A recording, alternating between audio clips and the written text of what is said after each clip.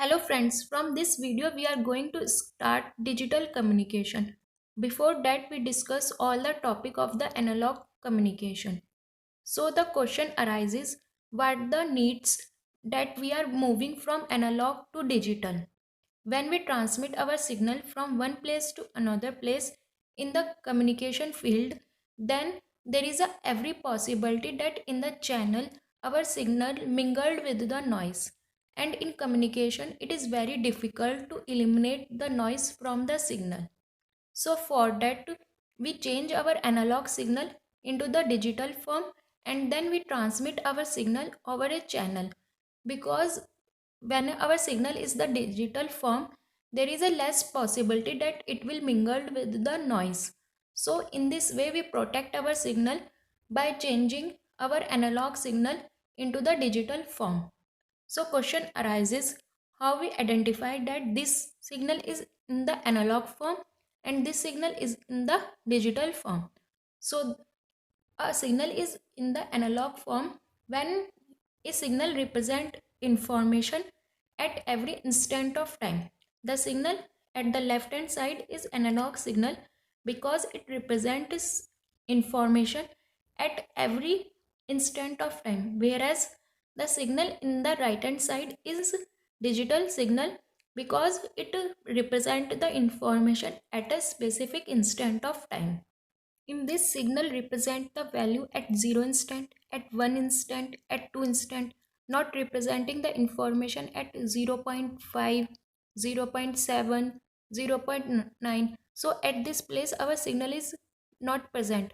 So this is the digital form of our analog signal. To change our signal from analog to digital, we have to follow some steps. First, we have to do sampling of our analog signal, then quantization, then encoding, and then in the last we get our digital signal. First we see what sampling is theorem state. A sampling theorem states that a continuous signal band limited to FM hertz can be reconstructed exactly if it is sampled at a rate of at least twice the maximum frequency component present in it, that is Fs should be greater than and equal to twice of Fm, or Ts should be less than and equal to 1 by 2 Fm. At the receiver side, we have to again change our digital signal into the analog signal because we are very familiar to dealing with the analog signal. So for that we have to change our digital signal into the analog form. So to recover our message signal from the digital signal, the distance between the two sample TS should be such that we can easily reconstruct our message signal. So for that sampling theorem define the sampling rate, that is sampling frequency. So sampling frequency should be greater than and equal to twice of FM, where FM is the bandwidth of our original message signal. So we sample our signal such that Fs should be greater than and equal to twice of Fm, and Ts is equal to 1 by Fs, that is time period is inversely proportional to the frequency. So we find Ts is less than and equal to 1 by 2 Fm. So in this way sampling theorem relates the functioning between the Ts, that is the difference between the two sample period, and our original message signal frequency FM, so that we can recover our message signal at the receiver end without distorted our message signal. When Fs is greater than twice of Fm, it is oversampling. When Fs is equal to twice of Fm, it is critical sampling or it is the ideal sampling. When Fs is less than twice of Fm, it is undersampling. We will see to which form we say oversampling, to which form we say critical sampling, and to which form we say undersampling.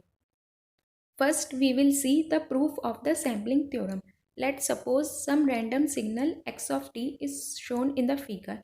Then we change this x of t into the frequency domain by changing the from time domain to frequency domain by the Fourier transform.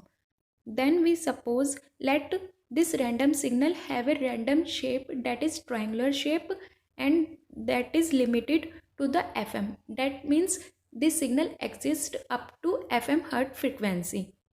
We change our signal into the frequency domain because for the every practical signal, bandwidth is defined by the frequency domain, not by the time domain. That's why we are changing our signal from time domain to the frequency domain with the help of the Fourier transform. Fourier transform is a tool by which we change x of t into x of f. Let's suppose that a impulse train is shown by h of t, where h of t is denoted by summation n equal to minus infinity to infinity del t minus n ts, because impulse function is denoted by del of t and we have a simple impulse at time instance 0, and in which our impulse train is vary by the ts period.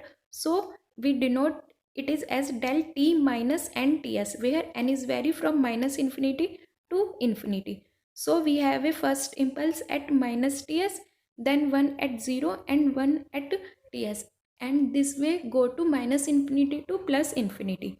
Then we change this impulse train from time domain to the frequency domain.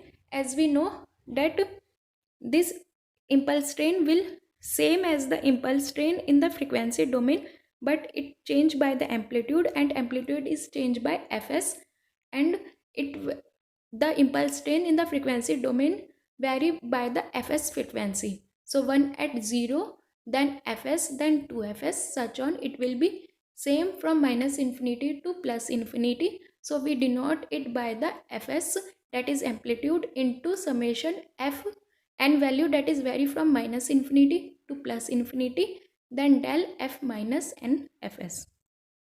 Then we multiply x of t with this impulse train.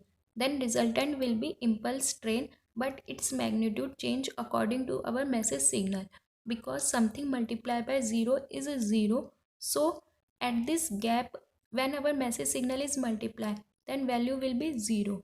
So simple impulse train that is vary according to our message signal amplitude. So for that, y of t is x of t multiplied with h of t. So h of t is impulse train. So simply x of t multiplied with summation n equal to minus infinity to infinity del t minus n ts. So multiplication in time domain is as convolution in the frequency domain.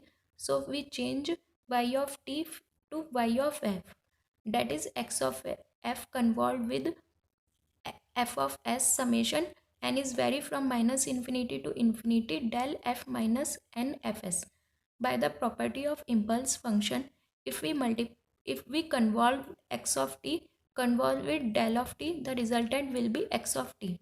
And if we convolve x of t with del t minus t naught, then the resultant will be xt minus t naught.